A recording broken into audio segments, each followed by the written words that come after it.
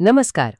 आज आपण एका अशा विषयावर बोलणार आहोत ज्याला अनेकदा कमजोरी समजलं जातं, शांत राहण्याची ताकद.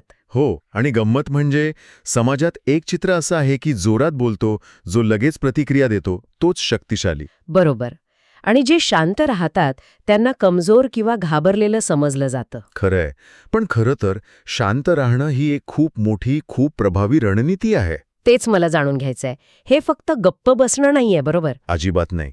हे आहे आपले शब्द, आपल्या भावना आणि आपल्या प्रतिक्रिया यांवर नियंत्रण मिळवणं. अच्छा. म्हणजे शांत व्यक्ती खरं तर परिस्थितीचं जास्त चांगलं निरीक्षण करत असते, समोरच्याला समजून घेत असते. हे खूप इंटरेस्टिंग आहे.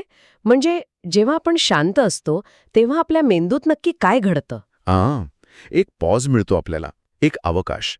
त्यामुळे आपण भावनेच्या भरात वाहत जात नाही, तर विचार करून निर्णय घेतो. विचार करून. हो, यालाच इंटेलिजंट रिस्पॉन्स असंही म्हणतात. अच्छा, म्हणजे आपण रिॲक्ट नाही करत, रिस्पॉन्ड करतो. अगदी बरोबर.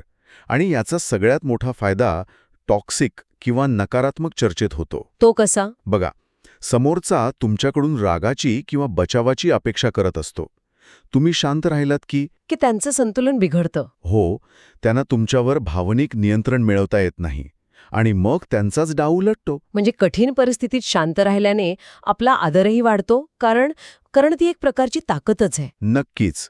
याचंच उत्तम उदाहरण म्हणजे गांधीजी. हो, बरोबर. त्यांचं शांत राहणं ही त्यांची कमजोरी कधीच नव्हती, ती त्यांची खरी ताकद होती. मग ही जी अदृश्य ताकद आहे ती आपण आपल्या रोजच्या जीवनात कशी वापरू शकतो? यासाठी काही सोप्या गोष्टी आहेत. जसे की सगळ्यात सोपं 3 सेकंदांचा नियम. 3 सेकंदांचा नियम. हो, काहीही बोलण्याआधी फक्त 3 सेकंद थांबायचं, विचार करायचा. अच्छा, फक्त 3 सेकंद. हो. आणि दुसरं म्हणजे जास्त ऐकण्यावर आणि कमी बोलण्यावर भर द्यायचा. आणि सगळ्यात महत्त्वाचं, जेव्हा भावना खूप तीव्र असतात तेव्हा लगेच उत्तर देणं टाळायला हवं.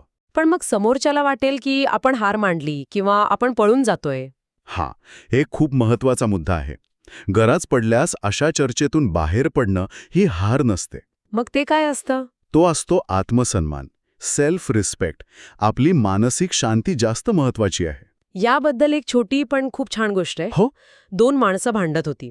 एक जण खूप ओरडत होता, आरोप करत होता आणि दुसरा अगदी शांत होता. मग त्या शांत व्यक्तीला कुणीतरी विचारलं की तू उत्तर का देत नाहीस? मग तो काय म्हणाला? तो म्हणाला, मी माझा आवाज आणि माझा राग नियंत्रित करतोय. माझी शांती मी दुसऱ्याच्या हातात का देऊ? वाह, खूपच छान. हो. आणि अखेर काय झालं तर जो ओरडत होता तोच थकून गप्प बसला. म्हणजे ज्याला कमजोर समजलं गेलं तोच सर्वात मजबूत ठरला. म्हणजे एकूणच काय तर शांत राहणं ही एक निवडलेली रणनीती आहे, कमजोरी नाही. हो, ही एक अदृश्य ताकद आहे, जी योग्य वेळी वापरली तर सगळ्यात जास्त प्रभावी ठरते. बरोबर. आणि जाता जाता यावर विचार करण्यासारखा एक प्रश्न नक्कीच उरतो. कोणता? ज्या जगात प्रत्येक जण फक्त बोलण्यासाठी आणि स्वतःला सिद्ध करण्यासाठी धडपडतोय, तिथे शांतपणे ऐकण्याची आणि निरीक्षण करण्याची कला आपल्याला इतरांपेक्षा एक पाऊल पुढे नेऊ शकते का?